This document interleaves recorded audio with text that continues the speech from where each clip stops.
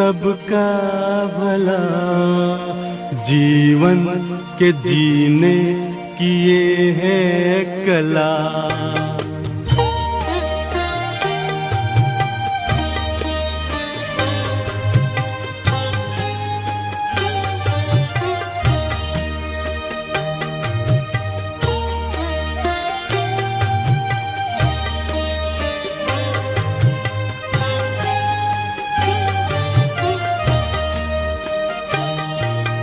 करते चलो सबका भला जीवन के जीने की ये है कला। करते चलो सबका भला जीवन के जीने की ये है कला। करते चलो।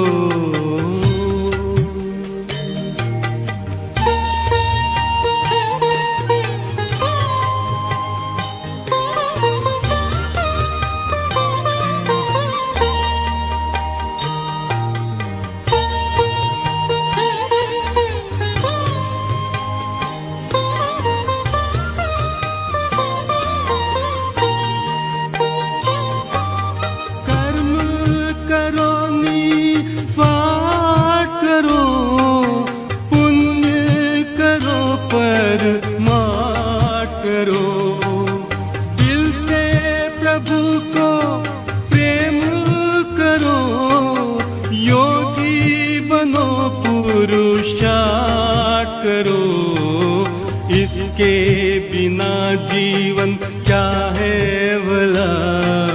जीवन के जीने की ये है कला। इसके बिना जीवन क्या है भला। जीवन के जीने की ये है कला। करते चलो।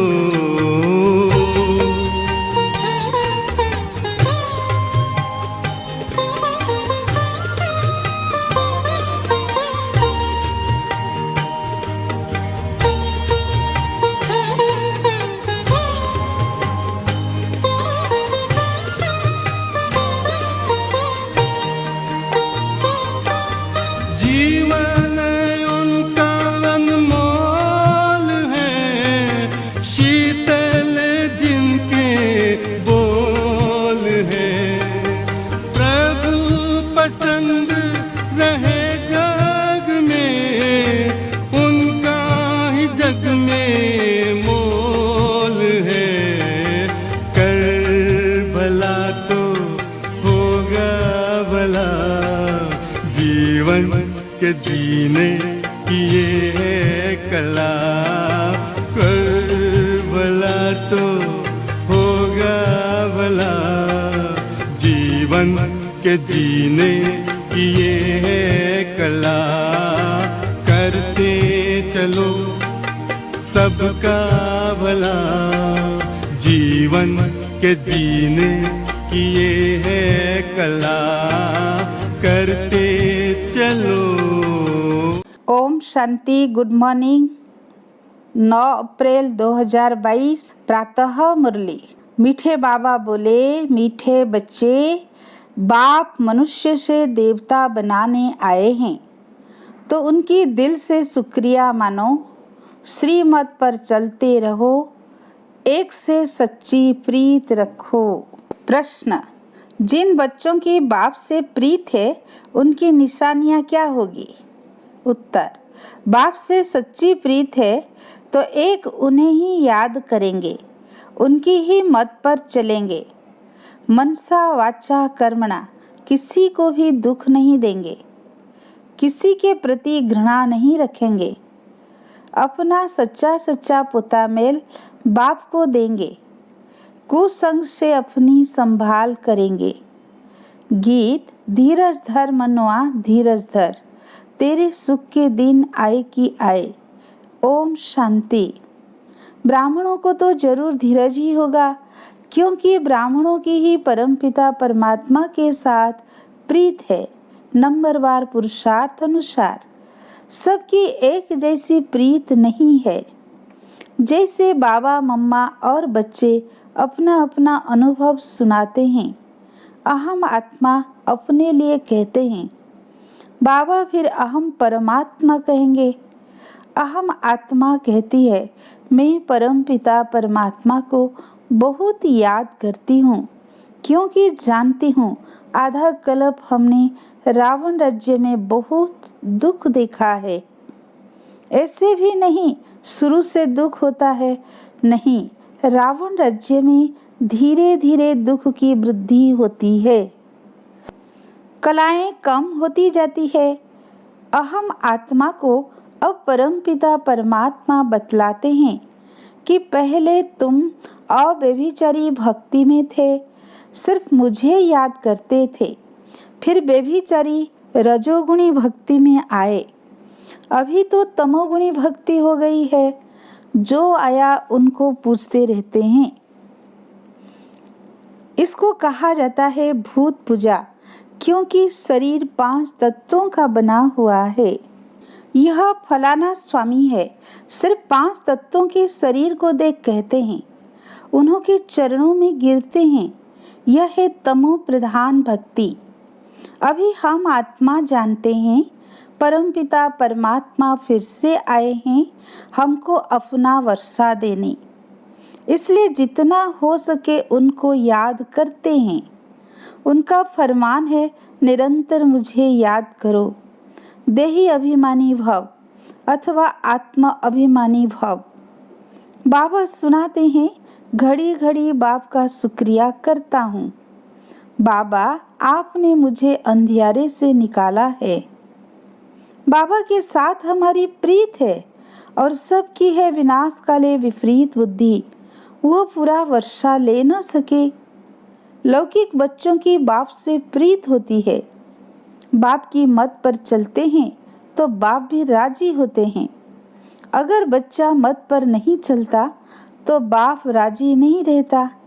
जो मत पर न चले वह कपूत ठहरे।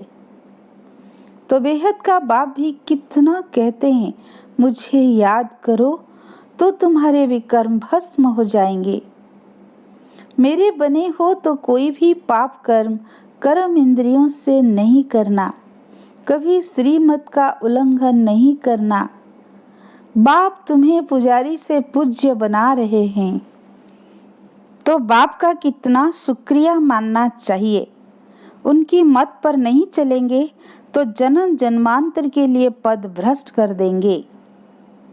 भल हम यहाँ भ्रष्ट मुतपलीति को कहते हैं, परंतु वहाँ कम पद को भ्रष्ट पद कहते हैं।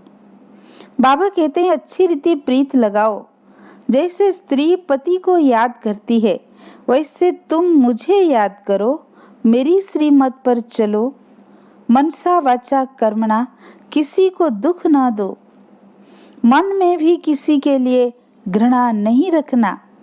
हर आत्मा अपना पाठ बजा रही है। तुम जानते हो अभी का यह जन्म भविष्य के जन्म से भी ऊंच है। यहाँ हम ईश्वरीय औलाद बने हैं। सतयुग में दैवी औलाद होंगे। यहाँ की महिमा जास्ती है। जगदम्बा से 21 जन्मों का वर्षा मिलता है। लक्ष्मी से क्या मिलता है? इन बातों को नया कोई समझ न सके। आते तो बहुत हैं, परंतु जिनको निश्चय नहीं वह ठहर न सके। बाबा मम्मा बच्चों के मित्र संबंधी आते तो बहुत हैं, अथवा ऑफिसर्स आदि आते हैं, तो अलाउ किया जाता है। कहाँ तीर लग जाए, विचारों का कल्याण हो जाए, झट पता लग जाता है कि ईश्वरीय कुल का है व आसुरी कुल का है। प्रीत लगती है व नहीं। आते यहाँ बहुत है, ठीक हो जाते हैं, फिर बाहर जाकर कुसंग में अथवा माया के संग में विकारी बन जाते हैं। लिखते हैं हमने हार खाई, लेकिन अगर ना बताए तो और ही वृद्धि होती जाएगी। तुम्हारी अप्रीत बुद्धि है बाप के साथ। हाँ, तुम्हारे में भी नंबरवार पुरुषार्थ अनुसार प्रीत बुद्धि है। शिव बाबा बच्चों को समझाते हैं, कभी भी कोई विकर्म नहीं करना, श्रीमत पर चलना। बाबा के बने हो तो तुम्हारी चलन भी ऐसी होनी चाहिए। बाबा को पूरा पूरा मालूम होना चाहिए। बाबा मुक्ति, जीवन मुक्ति, विश्व की बादशाही देते हैं। और बच्चों के पास क्या है वह बाप को पता नहीं है। बाप के पास तो पूरा पता मिल आना चाहिए। मेरे को देने से तुम्हारा नुकसान नहीं होगा। वह तो सब पैसे आदि अपने काम में ले लेते हैं। मैं तो हूँ निराकार, तुम बच्चों के ही काम में लगाता हूँ। जैसे गांधी जी देश के काम में लगाते थे, इसलिए उनका नाम बाला है। बरोबर गांधी ने कांग्रेस राज्य स्थापन किया, नहीं तो यहाँ राजाओं का राज्य था। अभी बाप फिर से नई राजधानी राम राज्य स्थापन कर रहे हैं। यह बात सभी बच्चों की बुद्धि में बैठती नहीं है। अगर बैठे तो खुशी का पारा भी चढ़े। बाबा के साथ योग लगाते रहें। बाबा कहते हैं, परम धाम में रहने वाले बाप को वहाँ याद करो जहाँ जाना है। अब ड्रामा पूरा होता है। अब ड्रामा पूरा होना है। ड्रामा को कोई जानते ही नहीं, न कोई कि मेरे साथ प्रीत है। कहते हम परंपरा से गंगा स्नान करते आए हैं। क्या सतयुग में भी करते थे? परंपरा का भी अर्थ नहीं समझते हैं। बाबा कहते हैं, अब तुम्हारे सुख के दिन आ रहे हैं। तुम्हारी बुद्धि में धीरज है।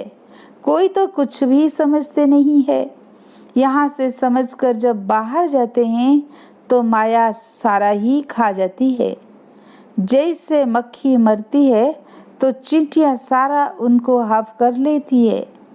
यहाँ भी मरते हैं तो चींटियाँ लेकर सारा हाफ कर लेती है। माया भी बलवान है, कम नहीं है। बड़ी लड़ाई लगती है। यहाँ रहते भी क्लास में नहीं आते हैं तो समझा जाता है यह स्वर्ग के मालिक नहीं बन सकते। कृष्णपुरी में जा न सके, कुछ भी वैल्यू नहीं। तुम जो हीरे जैसे बनते हो उन्हों की ही वैल्यू है। तुम जानते हो हम वर्थ पाउंड बन रहे हैं।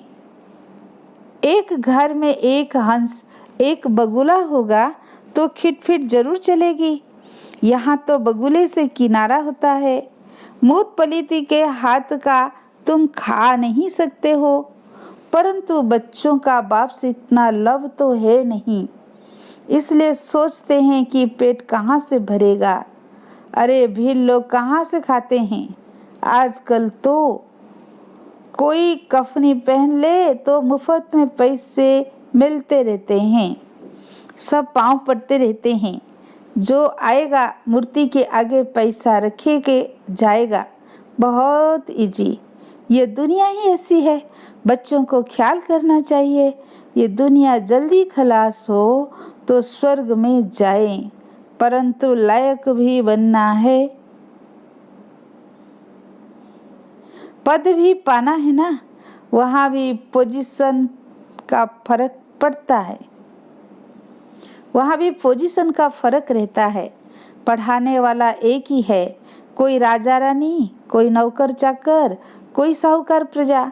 राजधानी स्थापन हो रही है और धर्म स्थापक राजाई नहीं स्थापन करते हैं। इसलिए बाबा कहते हैं खबरदार रहो। विनाश काले पूरी प्रीत बुद्धि चाहिए।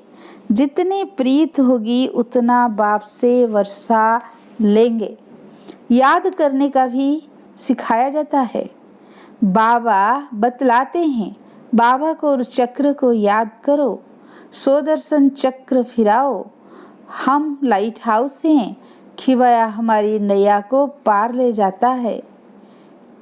एक आंख में शांति धाम, एक आंख में सुख धाम रहना है, रखना है। अच्छा, मीठे मीठे सिक्की लधे बच्चों प्रति माता पिता बाप दादा का याद प्यार और गुड मॉर्निंग। रूहानी बाप की रूहानी बच्चों को नमस्ते। हम रूहानी बच्चों की रूहानी बाप दादा को याद प्यार, गुड मॉर्निंग, नमस्ते नमस्ते। शुक्रिया प्यारे बाप दादा को, शुक्रिया शुक्रिया। धारणा के लिए मुख्य सार, फर्स्ट पॉइंट, हर एक पाठधारी के पाठ को देखते हुए किसी से भी घृणा नहीं करना है। मनसा वाचा कर्मणा, किसी को भी दुख नहीं देना है। सेकंड पॉइंट, बाबा को अपना पूरा पोता मिल देना है। विनाश काले पूरा प्रीत बुद्धि बनना है। श्रीमत पर अपनी चलन श्रेष्ठ बनानी है। कुसंग से संभाल करनी है। वरदान, सूक्ष्म पापों से मुक्त बन संपूर्ण स्थिति को प्राप्त करने वाले सिद्धि स्वरूप भव। कई बच्चे वर्तमान समय कर्मों की गति के ज्ञान में बहुत इजी हो गए हैं, इसलिए छोटे छोटे पाप होते रहते हैं। कुल कर्म फिलोसफी का सिद्धांत है, यदि आप किसी की ग्लानि करते हो, किसी की गलती को फैलाते हो या किसी के समान साथ हाँ में हाँ भी मिलाते हो, तो यह भी पाप के भागी बनते हो। आज आप किसी की ग्लानि करते हो तो कल वो आपकी दुगनी ग्लानि करेगा। यह छोटे छोटे पाप संपूर्ण स्थिति को प्राप्त करने में विघ्न रूप बनते हैं। इसलिए कर्मों की गति को जानकर पापों से मुक्त बन संपूर्ण सिद्धि भव, सिद्धि स्वरूप बनो। स्लोगन, आदि पिता के समान बनने के लिए शक्ति, शांति और सर्व गुणों के स्तंभ बनो। आदि पिता के समान बनने के लिए शांति, शक्ति और सर्व गुणों के स्तंभ बनो। मातेश्वरी जी के अनमोल महावाक्य। निराकरी दुनिया अर्थात आत्माओं के रहने का स्थान। जब हम निराकरी दुनिया कहते हैं तो निराकार का अर्थ यह नहीं कि उनका कोई आकार नहीं है, परंतु कोई पुरानी दुनिया जरूर है, उसका स्थूल सूक्ष्म माफिक आकार नहीं है। जैसे परमात्मा निराकार है लेकिन उनका अपना सूक्ष्म रूप अवश्य है। हम आत्मा और परमात्मा का धाम निराकारी दुनिया है। तो जब हम दुनिया अक्षर कहते हैं तो इससे सिद्ध है वो दुनिया है और वहाँ कोई रहता है, तभी तो दुनिया नाम पड़ा है। अब दुनियावी लोग तो समझते हैं परमात्मा का रूप भी अखंड ज्योति तत्व है, लेकिन वो तो परमात्मा के रहने का ठिकाना है, जिसको रिटायर्ड होम कहते हैं। तो हम परमात्मा के घर को परमात्मा नहीं कह सकते हैं। अब दूसरी है आकारी दुनिया, जहाँ ब्रह्मा, विष्णु, शंकर, देवताएं और आकारी रूप में रहते हैं, और यह है साकारी दुनिया, जिनके दो भाग हैं। एक है निर्विकारी स्वर्ग का दुनिया, जहाँ आधा कल्प सदा पवित्रता, सुख और शांति है। एक है निर्विकारी स्वर्ग की दुनिया, जहाँ आधा कल्प सदा पवित्रता, सुख और शांति है। दूसरी है विकारी कलयुगी दुख और अशांति की दुनिया। अब यह दो दुनियाएं क्यों कहते हैं?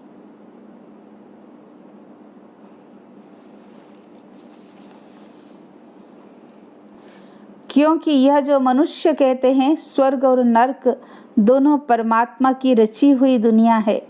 इस पर परमात्मा के महावाक्य हैं, बच्चे मैंने कोई दुख की दुनिया नहीं रची, जो मैंने दुनिया रची है वो सुख की रची है। अब यह जो दुख और अशांति की दुनिया है वो मनुष्य आत्माएं अपने आप को और मुझ परमात्मा को भूलने के कारण यह हिसाब किताब भोग रहे हैं। बाकी ऐसे नहीं, जिस समय सुख और पुण्य की दुनिया है वहाँ कोई सृष्टि नहीं चलती।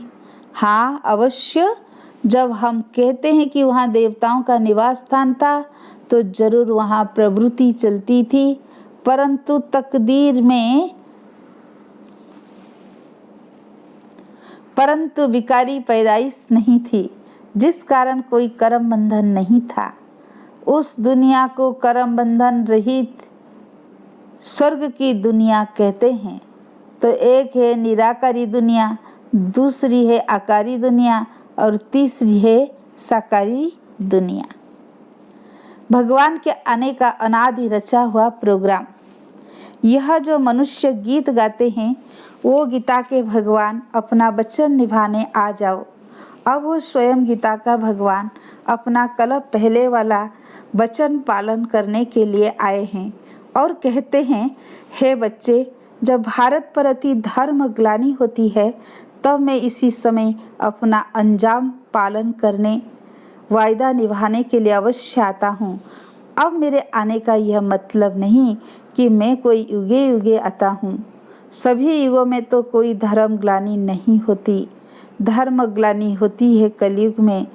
तो मानो परमात्मा कलयुग के समय आता है और कलयुग फिर कल्प बाद आता है, तो जरूर वह कल्प आता है।